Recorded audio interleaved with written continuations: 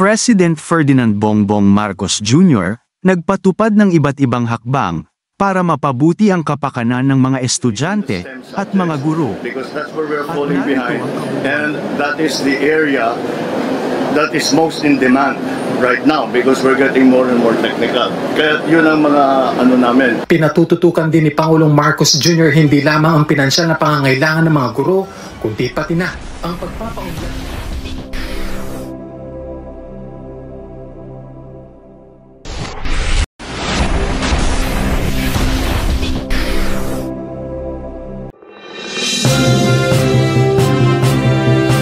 Magandang araw po mga kaguro. President Ferdinand Bongbong Marcos Jr. nagpatupad ng iba't ibang hakbang para mapabuti ang kapakanan ng mga estudyante at mga guro. At narito ang kabuuang ulat ukol dito. Halina at ating alamin. Sa harap ng pagpapaunlad ng bansa, pinalalakas din ng administrasyon ni Pangulong Ferdinand R. Marcos Jr.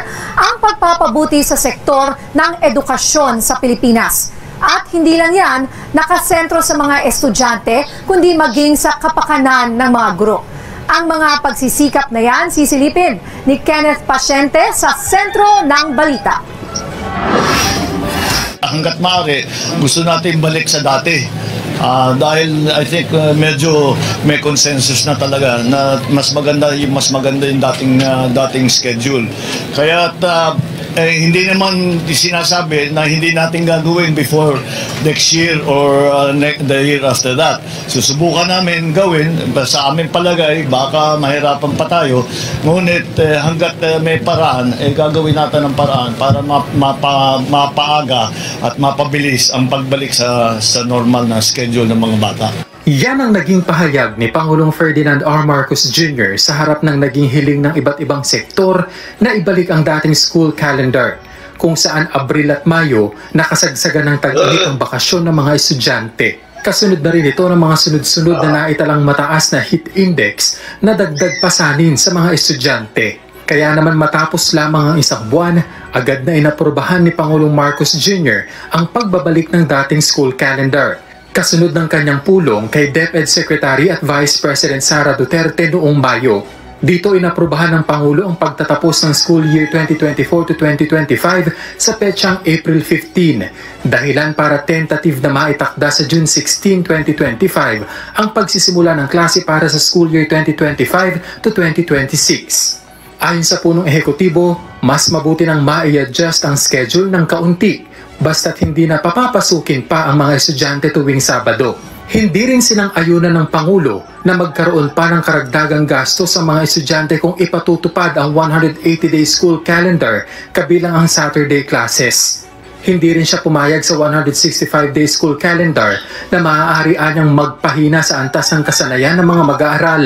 Malugod namang sinang-ayunan ng DepEd ang naging desisyon ng punong ehekutibo. Pag ginawa natin itong April 15 and then the next school year will start June 16, medyo maganda naman po pagdating sa school days. Malapit naman po tayo doon sa prescribed ng ating curriculum specialist ng 180 days.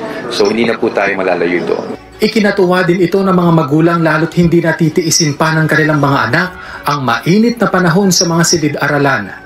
Okay lang, hindi naman buong buwan may ulan eh. Hindi kagaya nung pag-summer, talagang araw-araw mainit. Magpayong na lang, magbota. Kaysa naman yung mainit. Mas maganda yung ulan kaysa yung mainit. Pero hindi nagtatapos sa mga estudyante ang mga hakbang ng pamahalaan. Dahil batid din ng Pangulo ang pangangailangan at hinaing ng mga guro na siyang humahasa sa kakayahan at talento ng mga estudyante. Patunay dyan ang pagpirma ng Pangulo bilang ganap na batas sa Senate Bill No. 1964 o ang Kabalikat sa Pagtuturo Act nitong June 3. Paraan ito ng punong ehekutibo sa pagkilala sa mga sakripisyo ng mga guro sa pamamagitan ng pagdoble sa kanilang annual teaching allowance mula sa dating 5,000 piso na dinoble sa 10,000 piso. Teachers are the unsung heroes of our society, of any society for that matter. They toil and burn the midnight oil. They teach our children not for money nor for prestige. They serve our country each day by teaching our children the basic foundations to make them responsible and productive citizens. It is our responsibility as a government and as a society to take care of them. Ipinunto rin ng Pangulo na paraan ito ng kanyang administrasyon para ibsan ang pasan ng mga guro ng mahabang panahon na sa sarili nilang bulsa ng gagaling ang ipinambibili ng kanilang classroom supplies. It must take an incredible amount of love to sacrifice what little you have for the sake of your students, despite having financial worries of your own. With the passage of this law, we are easing some of the burden that you carry each day. Kasabay niya ng pagtiyak ng Pangulo na tuloy ang pagsisikap ng pamahalaan para mas mapagaan pa ang pamumuhay hindi lamang ng mga estudyante, kundi maging ng mga guro. To our teachers, our students, and the Filipino people, rest assured that this is just the beginning of all that we wish to accomplish for you and for our country. We are constantly looking for and finding solutions to the decades-old problems of our society now, and not just mindlessly flinging the burdens of the present administration to the next administration or to the next generation. At ngayong nagtalaga na ang punong ehekutibo ng bagong kalihim ng edukasyon, dalawang bagay anya ang pinatututukan niya kay DepEd incoming Secretary Senator Sonny Angara: ang employability ng K-12 graduates, gayon din ang pagpapataas ng antas ng bansa sa mga international assessment exams. We have to coordinate with the private sector so that the private sector will have also be able to have a guaranteed supply of skilled workers that will be coming into their own industries. So yung ganung klaseng coordination ay importante. Dahil kung minsan meron tayong mga livelihood project, nagtulungan ng livelihood pero wala namang trabaho pa rin. So tinitiyak namin na paglabas na may magandang pag-asa, magandang magkatrabaho, if not directly already to an industry employer. The second part that we are looking at, of course, are the results in the international objective test that we are getting, especially in the STEM subjects, because that's where we are falling behind, and that is the area that is most in demand right now because we're getting more and more technical. Kaya yun ang mga namin. Pinatututukan din ni Pangulong Marcos Jr. hindi lamang ang pinansyal na pangangailangan ng mga guro, kundi pati na ang pagpapaunlad ng kanilang mga kakayahan gaya ng upskilling at reskilling programs. We all know, ang bilis ng development lalo na sa technology na within 1 year, obsolete na within 2 years, obsolete na. Kaya turuan natin ulit. So that's what we will do. We will beef up that part of it.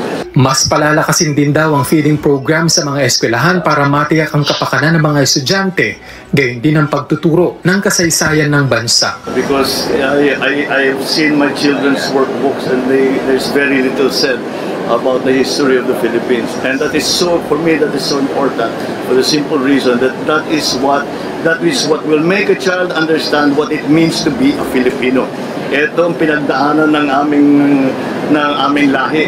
Kaya kami nandito, kaya ganito kami, kaya ganyan ang ugali namin dahil sa aming kasaysayan. And that's the one thing that I asked to read, that's in the curriculum.